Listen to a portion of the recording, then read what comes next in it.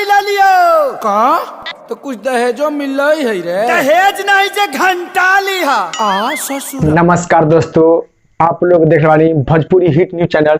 तो बहुत बहुत स्वागत बा। तो आप लोग के बता दी कि कुछ ही महीना पहले जो खेसारी लाल यादव जी के गाना लवर से शादी जो कि आदि शक्ति फिल्म्स के यूट्यूब पर, तो आप लोग ऑडियो वर्जन में इतना ज्यादा प्यार दिल बानी, इतना सारा प्यार दिल बानी गाना के। वही गाना जो कि लवर के शादी के टीजर आप लोग के बीच में आ गया बा, जो कि अभी थोड़ा देर पहले रिलीज किया गया है आदि शक्ति फिल्म्स के यूट्यूब पर। तो आप लोग भी खेसारी लाल यादव जी के फैन बानी, तो आप लोग इसी वक्त इसी टाइम जाइए आदि शक्ति फिल्म्स के यूट्यूब पर और लवर से शादी के टीजर देखिए और देखा कमेंट बॉक्स बताइए कि आप लोग के लवर से शादी के टीजर देखे में कैसे लगा। जो कि बहुत ही जल्द जो कि आप लोग के खेसारी लाल जी के लवर से शादी के वीडियो आदि शक्ति फिल्म्स के यूट्यूब पर देखने मिली। तो आप लोग फिलहाल में इसी वक्त जाइए और खेसारी लाल यादव जी के गाना देखिए जो कि लवर से शादी के टीजर देखी और देखकर कमेंट बॉक्स बताइए कि आप लोग के देखे में कैसा लगा।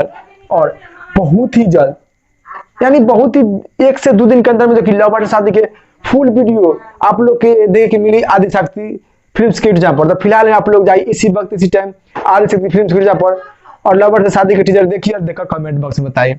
फिलहाल में इतने, फिर से मिलेंगे नेक्स्ट वीडियो में। जय हिंद, जय भोजपुरी।